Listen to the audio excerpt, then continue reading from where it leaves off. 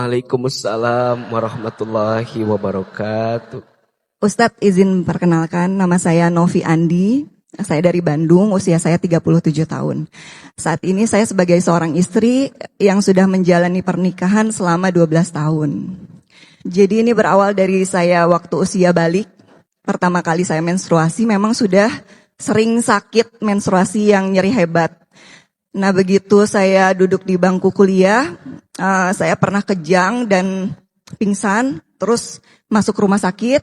Nah begitu di rumah sakit itu baru terdiagnosa bahwa saya ada kista ovarium kiri sebesar 13 cm. Saat itu dokter sudah tidak bisa menunda untuk operasi karena sudah sangat mendesak. Akhirnya saya dioperasi dan ovarium kiri saya diangkat. Berjalan waktu setelah itu, alhamdulillah sakitnya juga hilang. Terus saya menikah di tahun 2014. Pada saat pernikahan, biasa Ustadz ya mungkin usia-usia pernikahan di awal kita memang sudah mengharapkan buah hati gitu. Jadi 4 tahun pernikahan saya menanti buah hati, tapi di tahun 2018 itu saya merasakan sakit menstruasi lagi. Di tahun 2019 saya mencoba memperbaiki diri, tapi di saat perjalanan hijrah saya 2019 itu saya kembali nyeri hebat menstruasi itu. Setiap bulan saya harus dilarikan ke UGD. Terus saya juga belum kunjung hamil. Akhirnya saya dan suami coba untuk berikhtiar. Kita intensif datang ke dokter, kita konsul, dan saat itu lebih dari 5 dokter yang kita datangi Ustadz. Dan semuanya diagnosanya sama bahwa saya mengidap adenomiosis. Itu adalah tumor yang tumbuh di otot rahim.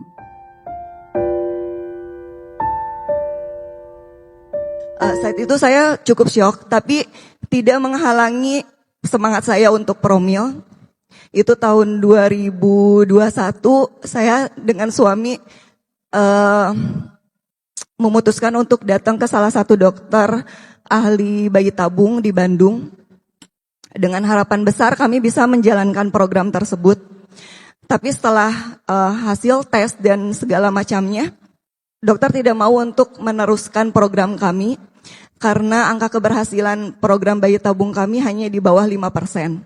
Dan saat itu dokter tersebut dengan tegas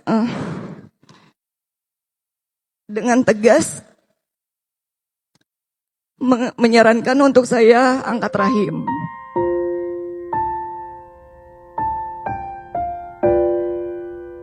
Saya cukup terpukul Ustadz saat itu karena saya lagi di masa top untuk berikhtiar ya Ustadz. Jadi harapan saya sangat besar gitu saat itu. Tapi saya harus menelan pil pahit itu Ustadz. Dan 1 bulan setelah vonis itu saya kembali berduka karena kehilangan ayah saya.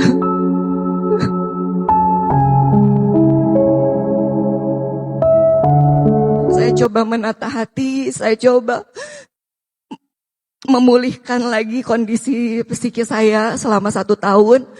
Terus saya bilang sama suami, Abi aku mau ikhtiar lagi untuk kehamilan aku. Ya, akhirnya kita 2022 itu kita berangkat ke Penang, Malaysia.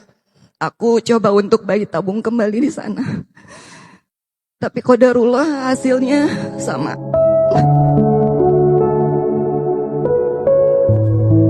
Dokter di sana tidak mau menjalankan program tersebut dan bilang bahwa rahim saya telah rusak. Rahim saya adenomiosis sudah menyebar ke serviks, udah ada perlengketan hebat. Jadi beliau menyarankan untuk segera angkat rahim agar kualitas hidup saya lebih baik. 2023 saya ingat banget waktu lagi Ramadan Ustadz, saya niatkan untuk beristikharah. Saya bilang, ya Allah, kalau memang angkat rahim adalah yang terbaik untuk saya, untuk keluarga saya, untuk agama saya, Tolong buat saya ridho ya Allah. Saya ingin menjalaninya dengan keimanan. Salah satu yang meyakinkan hati saya waktu itu adalah perkataan suami saya. Suami saya bilang, nanti kita ke dokter. Tapi tujuan kita rubah ya. Niat kita rubah ya. Niat kita bukan untuk punya anak lagi. Niat kita adalah supaya kamu sembuh. Karena kalau kamu sembuh, ibadah kamu lebih panjang. Nggak terhalang lagi menstruasi yang lama. Terus kamu bisa nemenin aku, suami aku bilang gitu.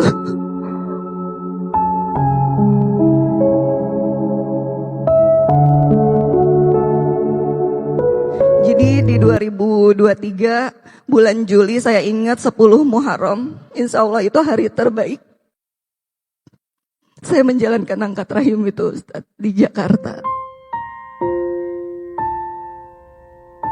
Dengan hati yang lebih ridho, lebih menerima. Dan alhamdulillah sekarang sudah 2 tahun, saya lebih sehat, saya lebih produktif, bisa menjalankan aktivitas yang lain.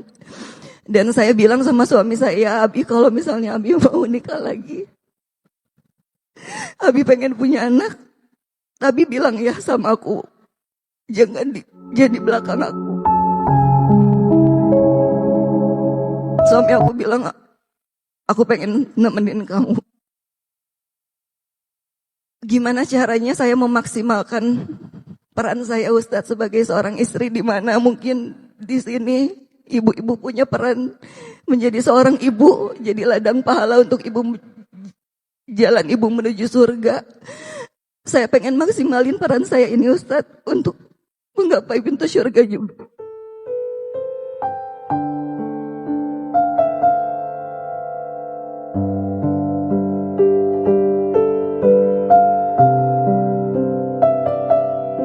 Bunda,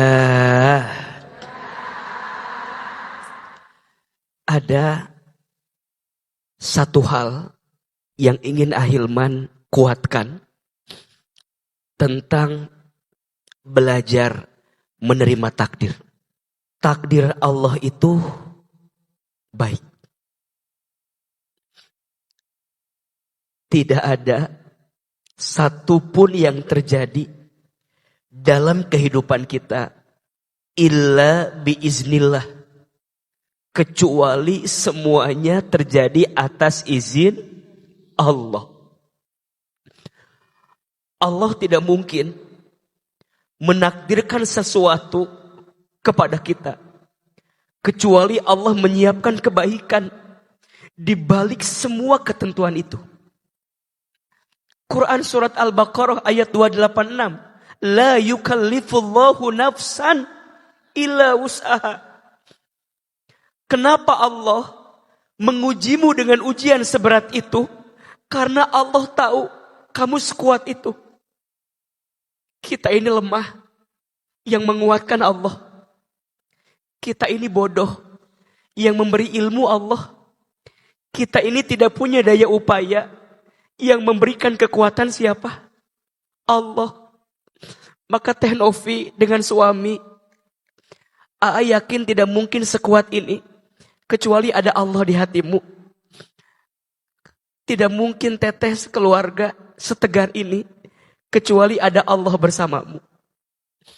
Maka bicara tentang keturunan di rumah tangga, ingat ya,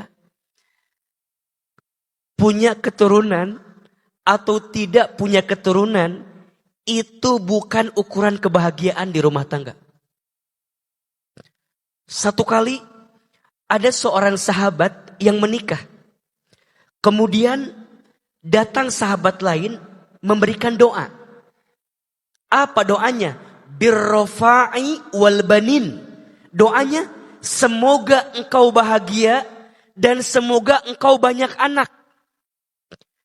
Saat didoakan seperti itu, sahabat ini marah. Janganlah engkau doakan aku seperti itu. Kenapa? Karena punya anak tidak menjamin kebahagiaan. Dan tidak punya anak pun tidak berarti sengsara dan tidak bahagia. Tapi Nabi mengajarkan doanya, barakallahu laka wa baraka alaika wa jama'a bainakuma fi khair. Semoga Allah berikan keberkahan. Maksudnya apa? Diberi anak selama dekat dengan Allah, berkah. Tidak diberi anak selama dekat dengan Allah, berkah. Maka percayalah, anak itu titipan. Anak itu anugerah. Anak itu amanah. Kalau kita nggak diberi, jangan marah. Berarti Allah siapkan peluang lain untuk kita mendapatkan pahala walaupun belum diberikan keturunan. Maka Teh Novi ketika bertanya, "Aa, bagaimana aku jadi istri biar tetap maksimal kepada suami?" Ada banyak pahala lain Teteh yang bisa Teteh lakukan. Kata Nabi SAW, siapa seorang istri sholat 5 waktu dan puasa di bulan Ramadan dan taat kepada suaminya dan mampu menjaga diri dan kehormatannya, silahkan masuk surga dari pintu manapun. Maka bunda sayang, yang mungkin rumah tangganya tidak diberikan keturunan, jangan putus asa. Ada banyak peluang lain dari pahala yang bisa kita dapatkan. Saya sangat bangga dengan suami Teteh. Sampaikan salam saya buat beliau.